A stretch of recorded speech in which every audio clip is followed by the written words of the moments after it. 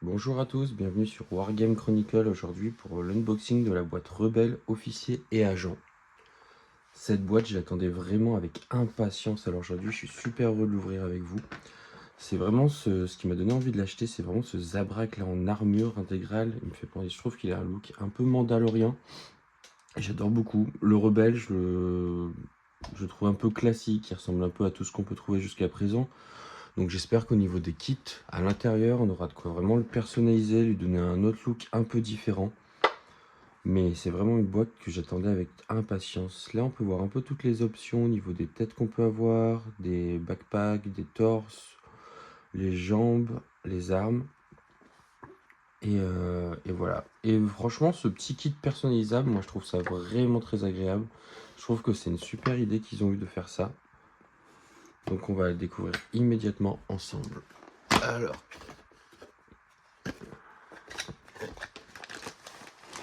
la petite grappe. On va tout sortir et on va voir ce qu'on a un peu dedans. Alors moi, c'est ma première boîte au nouveau format. Donc c'est vrai que j'ai toujours eu un peu de... J'ai plein de Star Wars Légion à la maison, surtout des rebelles. C'est vraiment ma faction de cœur que je joue au quotidien tout le temps. Bah, je vous avoue que je vous cache pas que j'ai eu beaucoup de défaites, j'ai beaucoup de mal à les jouer. Mais pour moi, Star Wars, c'est vraiment un jeu où on se fait plaisir à sortir des figurines qu'on aime, des personnages qu'on aime. C'est pas un jeu que je vais considérer dans la partie compétitive parce que typiquement, je vais jamais aller sortir, je sais pas, on va dire un Cassian avec un Luke. Peut-être que même si demain c'était compétitif, ben je l'aurais pas joué parce que ça respecte pas l'histoire. Bien entendu, je vais quand même. On va pas faire que des parties Empire vs Rebelle, sinon ce serait des parties sans fin et au bout d'un moment, ça serait vraiment redondant. Mais c'est vrai que j'aime bien quand même au niveau des personnages. Là, par exemple, bah, quand je vais faire une liste, bah, je vais mettre un Yann Solo, un Chewbacca et un Leia. Une Leia. C'est vrai que là, je vais prendre beaucoup de plaisir sur table. Après, intrinsèquement au niveau du scénario, c'est pas vraiment ce qui sera pour moi le plus important. Vraiment, c'est vraiment les personnages que je vais jouer, prendre un énorme plaisir à les avoir sur table. Du coup, bah, on a deux petits socles. Un pour le commandant et un pour le général. Au niveau des instructions, ça aurait été bien que par rapport à la boîte, ils nous mettent des personnages un peu différents, des variantes sur la fiche, des variantes par rapport au reste. Du coup, on n'a pas grand chose au niveau de la communauté. On a tout est en anglais, oui, tout est en anglais. Là, on va avoir le petit scan. Si jamais vous voulez avoir la notice d'assemblage, bah après, bon, c'est vrai que Star Wars Legion, on n'a jamais vraiment eu besoin. Alors, par rapport aux anciens packs, parce que moi j'ai que les anciens tokens, j'ai jamais vu les nouveaux tokens, c'est vraiment une découverte totale pour moi. Hop. Ah, c'est ça. J'en ai entendu parler, je les avais pas encore vus, les nouveaux tokens. Hop. Du coup, bah, pour moi, j'ai que des anciens, donc je vais utiliser ceux-là. Ceux-là, petit à petit, je vais commencer à en accumuler, donc forcément, je vais utiliser les nouveaux. Mais en attendant, ça sera que les anciens. Alors, à quoi ressemblent ces cartes? Est-ce qu'on a une grosse différence? Bah, je trouve ça un peu triste quand même. Le fait que ces petits dessins, bah si, après on peut les identifier rapidement. Ah, par contre, j'adore les dessins qu'ils font sur les cartes. Je trouve que vraiment... Alors, elles sont où? Ah, elles sont là. Moi, ce qui m'intéresse, c'est quand même les cartes en français, qu'on se le dise. L'anglais, ça va, mais le français, c'est mieux.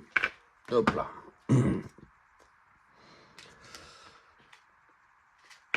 Donc, bah, du coup, les photos correspondent vraiment à ce qu'on a sur la page. Au final, je comprends qu'ils aient gardé un peu la même thématique à chaque fois, parce que ça permet vraiment de se retrouver. Moi, je pense que je vais vraiment l'assembler comme ça. Je l'aime vraiment beaucoup, j'ai pas envie de le faire différemment, je vais l'assembler comme ça. Après, on va voir toutes les cartes équipements qu'on peut retrouver. C'est vrai que, bah attendez, j'ai les anciennes à portée de main, les cartes tactiques. Quand une unité reçoit un ordre via cette carte, elle gagne un pion esquive et un pion surveillance. Lors de ce round, quand vous constituez votre réserve, passez à ajouter un nombre de pions avantage supplémentaire égal au numéro du round en cours. Je crois que je dois avoir des anciennes cartes à portée de main. Ah, bah voilà. J'ai le Tauntaun. Hop. Là, du coup, vous pouvez voir un peu la différence. Voilà.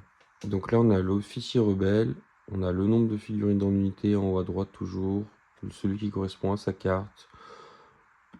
Ça a été un peu déplacé. On a toujours nos jets de défense, nos critiques. Donc la carte a été un peu réajustée, ce qui permet effectivement de différencier les deux versions, parce que sinon on s'en sortirait jamais. Et voilà. Après, je pense qu'au final, ils ont bien fait de ne pas mettre le détail sur les capacités. Parce que ça leur permet tout simplement, après le fait d'avoir la photo en grand, c'est vachement mieux aussi, j'aime beaucoup. Mais le fait de ne pas avoir détaillé les capacités, avec chaque mise à jour, on va avoir toujours des changements. Donc là, l'avantage, c'est qu'en laissant uniquement les mots-clés, les personnages vont pouvoir s'adapter. Vous n'aurez pas des fiches d'unités qui seront plus à jour.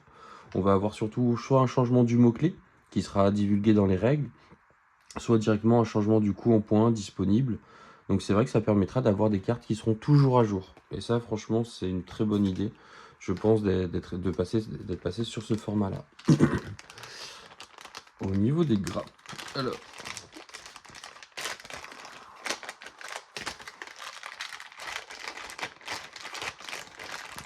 Allez, moi je les garde toujours, ces petits sachets. C'est toujours utile pour les jeux de société. D'accord, elles sont emboîtées. Ah bah le fait qu'elles soient emboîtées, je pense que c'est surtout pour, à mon avis, ils ont dû faire ça pour le transport, pour éviter les casses, pour éviter que ça bouge trop. Mais bon, c'est bien protégé, donc il n'y a pas trop besoin de ça. Hop. Alors, au niveau des grappes, on a donc un sac à dos, 2 sacs à dos, 3 sacs à dos pour avoir un peu de variance. Là, c'est un pack de communication. On a un sac à dos basique. Et là, on fait un peu les deux, où on a une antenne de communication et un petit sac de couchage. On va avoir 2 torses, notre petite jambe. Et là, on va avoir le plus de variations. C'est vraiment cette grappe qui nous intéresse le plus. Là, on a le canon blaster en 2 parties qu'on voit comme ils ont assemblé sur le Zabrak. On va avoir 4 bras différents avec des pistolets individuels. Je sais pas si c'était nécessaire ou peut-être voir si on peut en mettre un dans chaque main. Ça peut avoir un look super intéressant. Là, on va avoir le même. J'ai plus le nom, mais on va avoir la même tête pour que Kid Fisto. Là, on va avoir une Twi'lek, un extraterrestre, le Zabrak, que j'ai envie vraiment d'assembler. Encore quelques petits pistolets. Là, on va avoir des variantes, le bras tendu qui pointe du doigt, le poing fermé. Et là, on va avoir une vibro-hache. Donc moi, je sais pas du tout. Le premier, c'est sûr. Je vais l'assembler comme vraiment on a ici, parce que je l'aime beaucoup. J'aime beaucoup le style qu'ils ont fait. Ici, ben, je pense que je vais peut-être faire une Twi'lek. À voir après au niveau des options. Je sais pas si est-ce que je vais mettre une hache, est-ce que je vais mettre voir au niveau des bras et des pistolets. Je sais pas encore quel look je vais lui donner. Je vais faire l'avantage, je vais faire des essais et je pense peut-être que je vais tout simplement pas coller les bras parce qu'en général sur du Star Wars on n'a pas forcément besoin de coller les bras. Ça tient relativement bien et une fois peint on peut facilement changer les équipements. Par exemple, bah voilà, j'étais en train de peindre un Stormtrooper, celui qui est sur un drawback. Et pareil, les bras, je les colle pas, ça permet vraiment de à tout moment changer les options d'armes, et se faire plaisir à ce niveau-là. Donc vraiment, ce kit, j'étais impatient de le recevoir. Vraiment, je suis impatient de l'assembler. Je vous ai fait vraiment la vidéo un peu rapidement, mais parce que je suis tellement pressé d'assembler en fait tout simplement le kit que j'avais pas envie d'attendre demain. Donc dès que je l'ai reçu, je me suis dit je vais faire la vidéo tout de suite et demain je vais pouvoir l'assembler, me faire plaisir ou voir peut-être dès maintenant commencer à en assembler au moins un sur les deux et je vous montrerai tout ça dès que ça sera assemblé. Maintenant que j'ai fini d'assembler mes figurines, du coup il va me rester 4 têtes, un sac à dos et 4 paires de bras. Donc une vibroage, dedans on a un détonateur thermique, des bras avec plein de pistolets. Et voilà. Du coup, je me suis trompé au niveau de la tête. C'était pas une Twi'lek, mais c'était une Togrunta.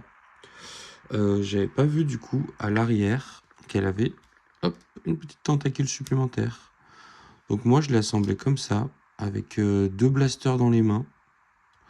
Au niveau des bras, j'étais effectivement le plastique a drôlement changé quand même. C'est pas du tout la même qualité. Elle est bien meilleure qu'avant. Du coup, avant, ça bloquait un peu. Quand vous insériez les bras, des fois, il fallait un peu forcer, couper.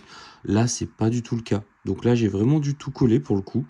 Mais parce que la qualité du plastique est vraiment meilleure. Ça n'a rien à voir avec avant. Vraiment, ça se voit qu'ils ont vraiment fait un effort pour s'améliorer là-dessus. Du coup, pour moi, ça sera une officier rebelle avec une épaulière, 2 blasters. J'avais pas la possibilité de mettre, j'aurais préféré deux blasters sans l'épaulière, mais c'était que des bras gauche, du coup. Donc j'étais obligé de le mettre avec l'épaulière, si je voulais avoir 2 blasters et un bras droit. Donc vraiment, je suis très très content. Ça a vraiment pris quelques secondes à assembler. C'est super rapide en vrai. Et lui, ben, comme je vous ai dit, je suis parti sur le kit de base qui était annoncé. Franchement, c'est rapide, c'est simple, c'est efficace. Star Wars Légion, il y a toujours autant de plaisir. C'est vraiment pour tous les débutants, je recommande même de passer par des kits comme ça. C'est d'une facilité. Maintenant, il n'y a plus qu'à se coucher, à peindre et ensuite à les poser sur table.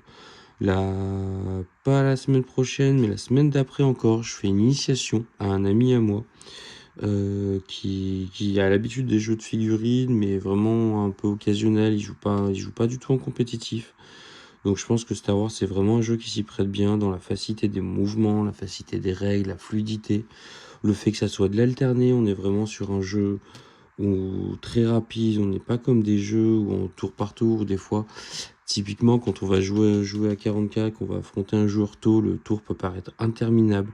Là, on est sur de l'alterné, c'est un réel plaisir. Les cartes, les visuels des cartes, je pourrais vous en parler toute la journée, tellement je les trouve magnifiques à chaque fois. Donc franchement, c'est vraiment, vous pouvez vous faire plaisir comme pas possible. Donc voilà. Je vous remercie d'avoir regardé la vidéo. Je vous souhaite une bonne journée, bonne soirée. Ça dépend de l'heure qu'il est. Et faites-vous plaisir. Surtout, vivez votre passion comme vous le voulez.